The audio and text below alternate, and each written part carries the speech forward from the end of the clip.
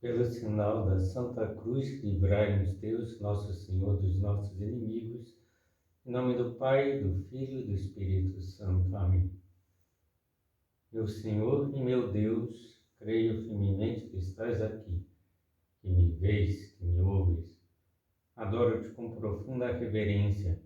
Peço-te perdão dos meus pecados e graça para fazer com fruto esse tempo de oração. Minha Mãe Imaculada, São José, meu Pai e Senhor, meu anjo da guarda, intercedei por mim.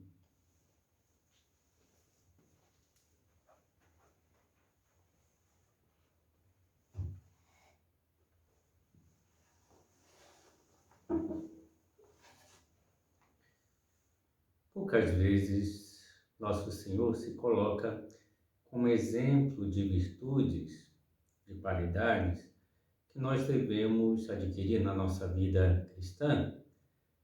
Embora, é claro, ele seja o modelo perfeito para nós de todas as virtudes, por ser, além de Deus, perfeito homem. Mas certa vez Jesus se colocou como um modelo de duas virtudes, talvez pela dificuldade de encontrarmos outros exemplos tão claros dessas qualidades, propondo: aprendei de mim, que sou manso e humilde de coração. Inclusive, se tornou uma bela jaculatória dita por tantos cristãos, baseada precisamente nessa frase: Jesus, manso e humilde de coração, fazei meu coração semelhante ao vosso. Como é eficaz esse pedido? Pude observar na vida de tantas pessoas que podem experimentar, que verão os frutos dessa jaculatória. Essa mansidão de Jesus Cristo ficará patente em tantos episódios da sua vida. Há um deles que me chama muita atenção, quando Judas vai traí-lo, entregando com um beijo, uma atitude carregada de hipocrisia e, portanto, uma atitude muito irritante, pelo menos para a grande maioria das pessoas. Mas Jesus, nessa circunstância, é muito cordial e manso. Vejam a forma com que fala com Judas, dizendo: amigo, a que vieste? Judas, com um beijo, mostrando que está mais preocupado em recuperar Judas e tentar suscitar um arrependimento do seu coração, do que com a sua sorte depois dessa traição, que, por sinal, o levará à morte. Mas não só com Judas, também com Pedro, que o nega, com Tomé, que não acredita na sua ressurreição, enquanto Cristo não o deixa tocar o seu corpo glorioso. Jesus mostra uma mansidão e uma paciência infinitas, não desistindo dos seus apóstolos e promovendo a conversão dos seus corações. E Cristo, além de nos deixar um exemplo maravilhoso de mansidão, nos animou a viver essa virtude, principalmente na segunda sentença do Sermão das Bem-aventuranças, quando proclamou: bem-aventurados os mansos, porque eles dominarão a terra. Nessa sentença, Jesus resumiu uns versos muito belos do Salmo 37. Renuncia à cólera e abandona o furor, não te irrites, porque só conseguirás fazer o mal. Então os mansos possuirão a terra e se alegrarão numa paz imensa.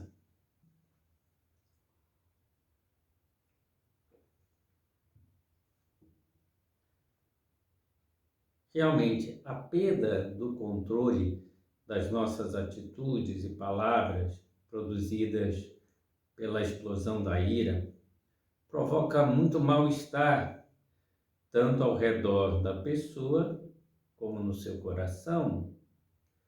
Como passam mal as pessoas iradas, que por quaisquer coisinhas perdem o controle, acabam percebendo depois o efeito da ira nelas mesmas, ficam furiosas por um longo tempo e depois azedas, amargas, revoltadas com elas mesmas por terem sido fracas, por não terem se aguentado, por terem explodido.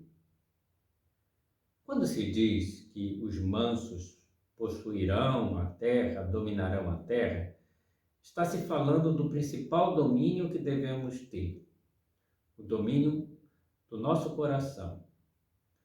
Os mansos são aqueles que têm a capacidade de dominar as suas reações e manterem a paz de espírito. Como Jesus também nos disse, que o vosso coração não se perturbe. O servo de Deus, Marcelo Henrique Câmara, chegou a viver de forma maravilhosa a virtude cristã da mansidão após a sua conversão. Mas nesse aspecto, penso que ele teve que mudar bastante de atitude e travar uma batalha contra a sua forma de agir por muitos anos. Sua colega de sala, Maria Zoe, comenta: a par das inquestionáveis capacidades intelectuais, Marcelo apresentava nessa época uma certa impaciência em expressar alguns posicionamentos. Ficaram em minha memória as discussões, muitas vezes um tanto exaltadas, com o professor de economia política, já que o docente era partidário das teorias marxistas, abertamente rechaçadas pelo Marcelo. É o que se depreende também do depoimento de outro colega do direito, Samuel Naspolini. Conheci o Marcelo em março de 1997, quando iniciávamos o curso de Direito na UFSC. De certa forma, minhas impressões originais a respeito do colega viriam a manter-se nos anos seguintes. Uma profunda admiração, não raro permeada por certas doses de espanto. A primeira imagem, contudo, não foi exatamente positiva. Extremamente fluente, desde as primeiras semanas do curso, Marcelo envolvia-se em debates contundentes, externando opiniões com as quais não concordava. Mas depois da sua conversão, no retiro do movimento de Emaús, Marcelo foi mudando de postura, o que foi também claramente observado pelos seus colegas. Maria Zoe comenta: de fato, no segundo semestre, Marcelo voltou diferente. Nas conversas entre as aulas, passou a falar de Deus e da alegria que sentia ao ter descoberto um novo sentido para a sua vida. Continuava com muito interesse e aptidão para os estudos, mas já não procurava impor aos outros suas teses, optando por ouvir as razões alheias. Samuel Naspolini também observou a mudança. Algo mudou no comportamento do meu novo amigo no segundo semestre de 1997. Suas ponderações nas disciplinas jurídicas prosseguiam, porém mais brandas. Já não se envolvia em debates de índole política. Aos poucos, quando necessário, e quase sempre enfrentando pontos de vista opostos de professores e colegas, Marcelo passou a defender posições que denotavam forte embasamento religioso de matiz católico. Não era proselitismo ou doutrinação. Eram pontos de vista bem embasados, trazidos para a sala de aula em momentos nos quais a discussão jurídica e social, de alguma forma, tocava ou referia-se aos ensinamentos da Igreja. Durante alguns semestres, integrou o PET, Programa de Educação Tutorial, que é um programa acadêmico, um grupo de estudos avançados. E a sua atuação nesse programa foi sempre muito mansa. Também diz Samuel Naspolini. Presenciei Marcelo discorrer e debater, por várias vezes, textos complexos com colegas mais experientes. Admiravelmente, nunca entrecortou seus argumentos com ataques pessoais contra eventual debatedor. Dotado de vasta cultura jurídica e humanística, nunca ouvi desmerecer ou debochar de colegas ou professores que pensavam de modo diferente. Conseguia aliar honestidade intelectual e objetividade argumentativa com profundo respeito à pessoa. Nunca deixou de expressar suas convicções, ainda que minoritárias, mas nunca ofendeu quem quer que pensasse diferente.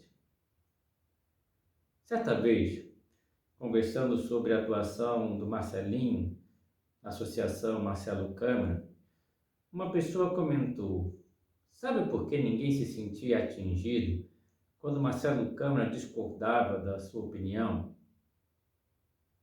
Porque ele nunca atacava a pessoa, sempre defendia as suas ideias de forma ponderada, sem a necessidade de atacar o outro. A mansidão do Marcelo brotava em boa parte da imensa compreensão que tinha pelos demais, ainda mais em temas que eram opináveis, por também ter um coração misericordioso que o levava a ter compaixão pelas pessoas que atuavam mal e pelo profundo respeito que nutria por cada pessoa, por considerá-la filha de Deus e alguém pela qual Jesus tinha derramado o seu sangue redentor na cruz. Penso que todos esses motivos se uniam para que Marcelo não perdesse a paciência com os outros, lutando interiormente para desculpar os demais. Certa vez fui ao hospital em que Marcelo estava internado para atendê-lo espiritualmente, já mais próximo da sua morte. Enquanto conversávamos sozinhos no quarto, a sua família aguardava fora do quarto, percebi que enquanto falava comigo, o Marcelinho começou a ter dificuldades para falar e a sua boca começou a repuxar. Pedi licença e saí imediata e discretamente para chamar a enfermeira, mas sem deixar o Marcelo mais preocupado ainda. Só que me encontrei com seu pai, que estranhou que eu saísse tão rápido do quarto. Disse-lhe que o Marcelo não estava bem e que ia chamar a enfermeira. O senhor Júlio, movido pela preocupação pelo estado de saúde do Marcelo, entrou no quarto falando bem alto: Marcelo, o que está acontecendo? E o Marcelinho, com uma enorme paciência, foi tentando acalmar o pai, dizendo: pai, não há de ser nada, fique calmo. Impressionou-me muito a sua mansidão, movida pela compreensão, mesmo quando ele estava passando mal. Com referência à sua compreensão, os depoimentos das pessoas sobre o Marcelinho são unânimes em dizer que ele era incapaz de falar mal das pessoas. Eu mesmo nunca ouvi o Marcelo fazer crítica a ninguém. Muitas outras pessoas me diziam: o Marcelo é incapaz de falar mal de quem quer que seja. E vivia com heroísmo a virtude da mansidão, o que é algo impressionante. O Papa Francisco chegou a fazer uma afirmação forte, muito interessante, no final de uma homilia, no dia 11 de setembro de 2015. Uma pessoa que nunca tenha falado mal dos outros poderia ser canonizada imediatamente, sem sequer necessidade do milagre. E penso que essa frase se aplica perfeitamente a Marcelinho. Outro episódio interessante a esse respeito é narrado por sua amiga Denise Furtado, com quem o Marcelinho ficou encarregado da edição do Jornal do Movimento de Emaús, em Florianópolis, durante algum tempo. Denise conta um fato marcante que demonstra o senhorio, o domínio do Marcelo e a imensa mansidão que ele ia adquirindo. Na segunda edição do jornalzinho, o Monsieur Bianchini se enganou e acusou lá na frente, durante uma escolinha de chegada de retiro, que nós havíamos cometido um erro terrível de língua portuguesa naquela edição. Eu fiquei furiosa, porque quem cometeu o erro foi o Monsenhor. Fui atrás do Marcelo com os nervos à flor da pele e fiquei pasma. Ele estava calmo e simplesmente sorriu. Isso para mostrar como ele era forte. E a minha reação deixava mais evidente a força que ele tinha, a alma que não se deixava abalar. Muitas pessoas entendem mal a mansidão, confundem-na com o descaso, com não defender as suas opiniões, ou mesmo com ficar na sua, ainda percebendo que algo não vai bem na família, no trabalho ou na sociedade. O servo de Deus, Marcelo Câmara, não atuava dessa forma, mas ao contrário, procurava corrigir o que estava errado de uma forma positiva, amena, animadora. Sentia-se responsável em buscar a santidade dos demais, seus irmãos na fé. Numa palestra, ele fez o seguinte comentário: não se esqueçam a sabedoria que vem do Pentateuco. Caim, depois de matar Abel, indaga ironicamente ao bom Deus: sou eu por acaso o vigia do meu irmão? Queridos, nós somos sim vigias uns dos outros, para que ninguém se perca, mas tenha em Cristo vida. Conto 2 relatos em que o Marcelinho interveio para garantir que o ambiente melhorasse, não permitindo que continuasse com uma atitude prejudicial ao grupo em que se encontrava. Em uma confraternização no seminário de Emaús, Marcelo soube que alguns jovens haviam ingerido excessivamente bebida alcoólica e teriam passado mal. Na próxima oportunidade, o Marcelinho, que era líder de um dos grupos de jovens de Emaús, o São Paulo, sentiu-se na obrigação de advertir os outros jovens do erro feito, cometido, e tomando a palavra se pronunciou: irmãos de Emaús, que seminário maravilhoso, não?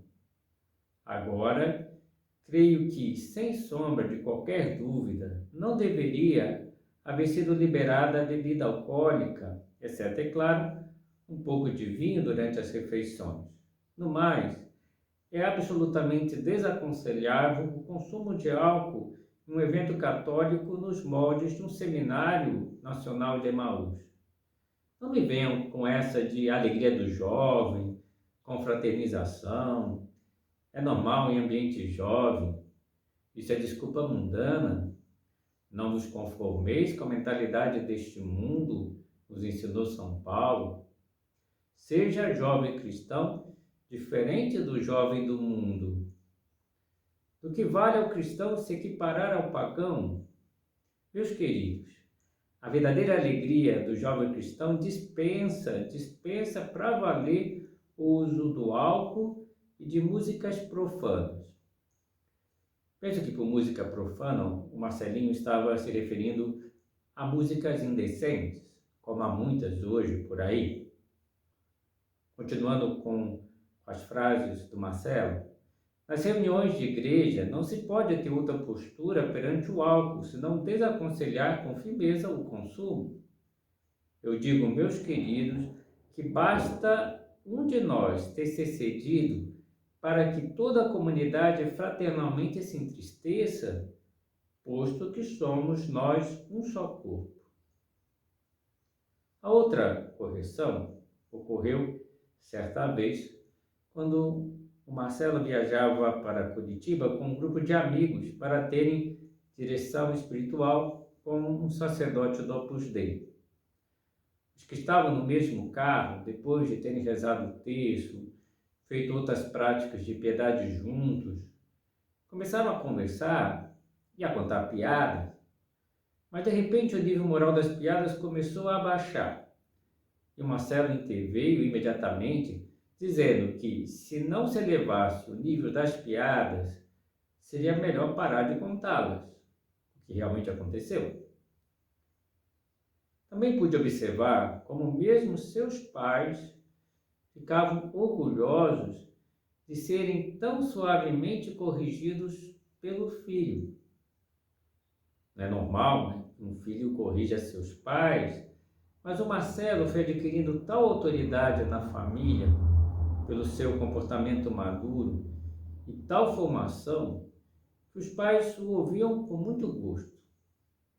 Vejam os relatos de seus pais, que tinham muito que lutar por não se deixarem levar pela ira.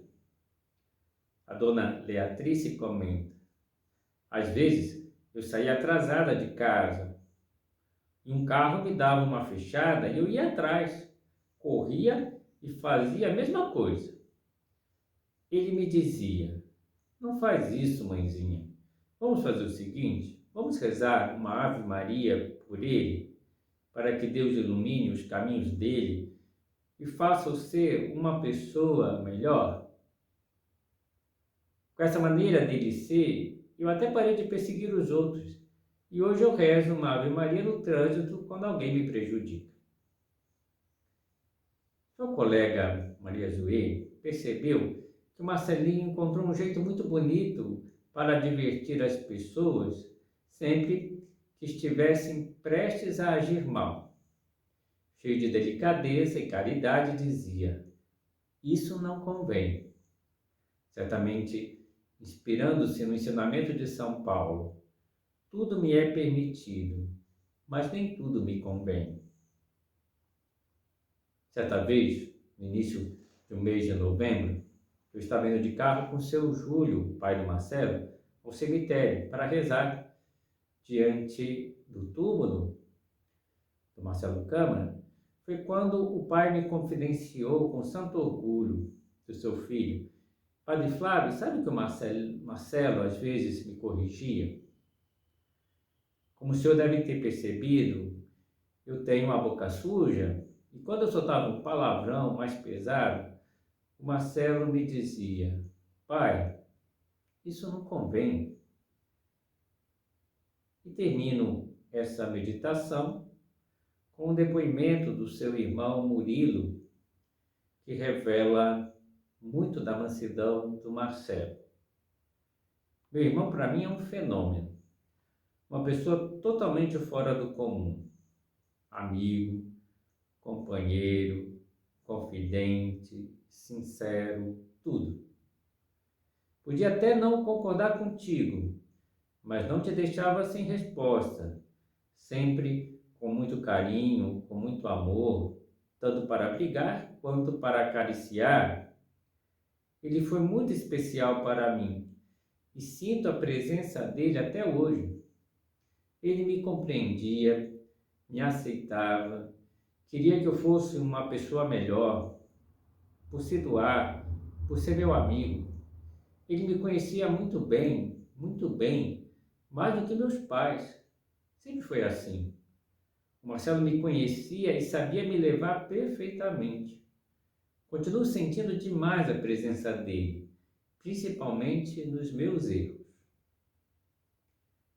Espero que essa meditação sobre a mansidão do Marcelo Câmara, seguindo o exemplo de Cristo, nos sirva a todos para revermos a nossa atuação, para tirarmos alguns propósitos concretos de viver melhor a mansidão, seguindo esse exemplo que o Marcelinho nos deixou, não atacando ninguém ao defender as nossas ideias, em procurarmos compreender a todos, tendo muita paciência com os erros alheios, em corrigir sempre o que o bem dos outros exija, mas de forma positiva, animadora, e sentirmos responsáveis pela santidade dos demais, exercendo a correção fraterna.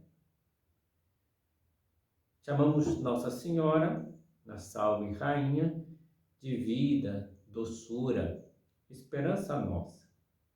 Se ela é chamada de doçura, isso se deve à sua imensa mansidão. Recorramos a ela para descobrirmos cada dia mais essa bem-aventurança de sermos mansos. Que possamos seguir o exemplo de Cristo, como Marcelo seguiu, para sermos mansos e humildes de coração.